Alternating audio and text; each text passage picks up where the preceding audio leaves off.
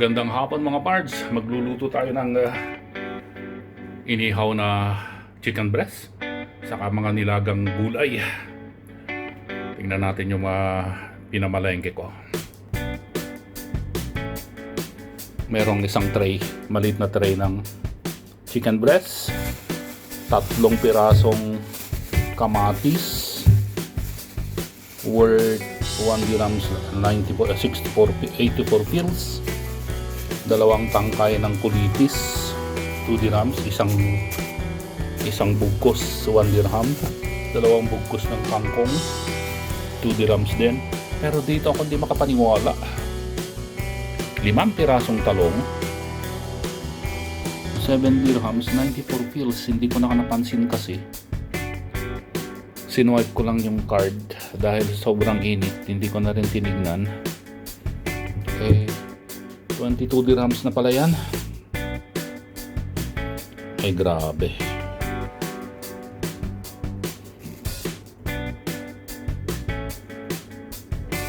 Tingnan natin.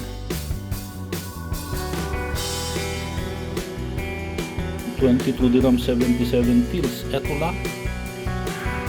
Hindi ko kasi tinignan yun kasi yan yung disadvantage ng card.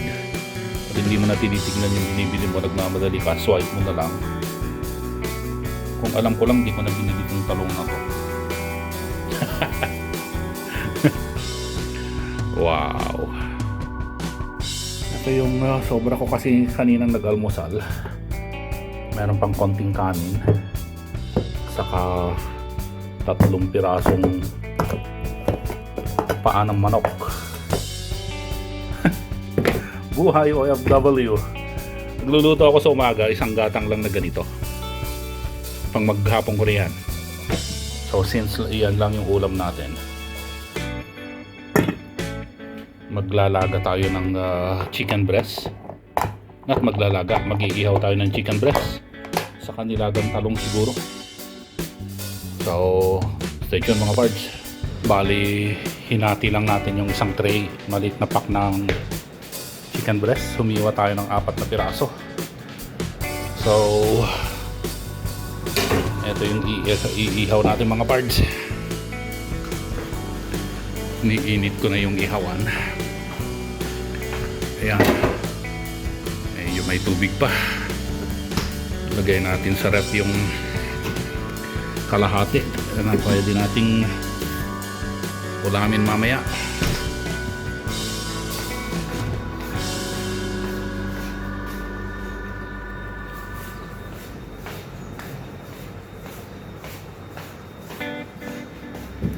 Lagay tayo ng konting asin. Yun, naparami yata. Tapos ihaw na natin itong mga to.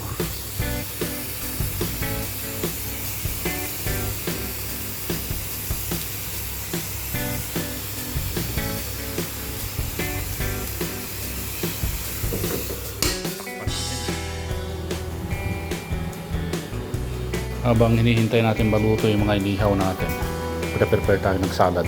Pipino, isang kamatis. Ito pala yun. Nag-init na ako ng tubig dito para dun sa paglaga ng talong. Iba-blanch lang natin. Tapos kumulo, inilipat ko dito para mabilis na kumulo. Ayun yung talong. Tapos binaliktad ko na rin ito. Baliktarin pa uli natin, baka sakaling para mas mabilis maluto. Yun, mukhang okay na pagkakaihaw. Habang hinihintay natin mga yan, balik tayo dun sa mga salad mga pards. Hiwa-hiwain natin itong mga to. Wala akong cellphone or camera holder, so stay tuned. Hiwa-hiwain ko muna mga pards. Ayun, malinis na. Natanggal ko na yung karamihan sa buto. Hiwain na lang natin itong mga flap. Stay tuned. Ayun, nahiwa-hiwa na. Lipat natin dito sa mangkok. Tapos yung kamatis. Pigaan natin ng lemon.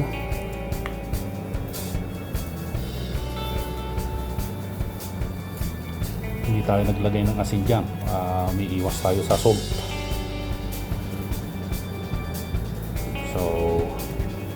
Ayos. Kunin na natin yung malamang okay na to. Tayin na natin yan. Sunog na nga yata. Lagay na natin dito.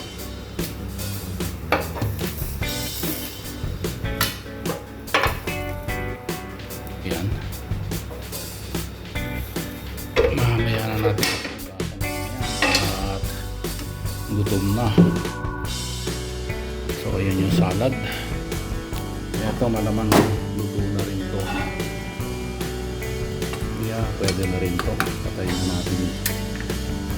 Tapos lagay na natin to dito.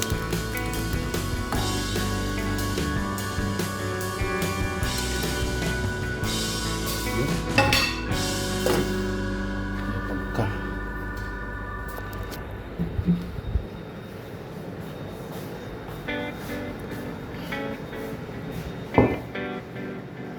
yan, tanghalian natin mga pards. Yung kalahati baka kulangin yung asim, so tabi natin yan. Ayun, yung pagkain nating tanghalian, baka hanggang hapunan na yan, marami. Sana prinito ko na lahat yung, inihaw ko na lahat yung chicken breast. Pero bago tayo pumasok, linisin muna natin pinagkalatan natin. Ika nga, para sa convenience ng susunod na user. So ayun, malinis na lahat.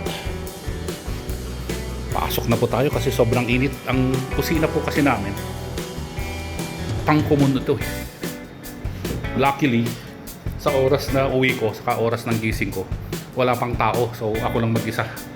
Pero pagka sabay-sabay ang biro yung mga rep na yan, 5 rep ang 6 yun nandito. Ayan, meron pa isa dyan. Pero makasabay-sabay kami magluto kahit na sabihin mo maluwag yung kusina namin.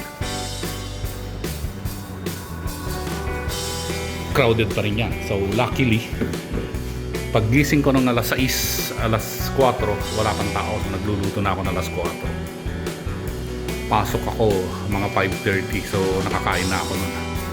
Pagdating ko ng 2 PM, 2:30, wala ring tao. So swerte. Yan ang buhay OFW ning buhay ko as OFW, Pards Dwin.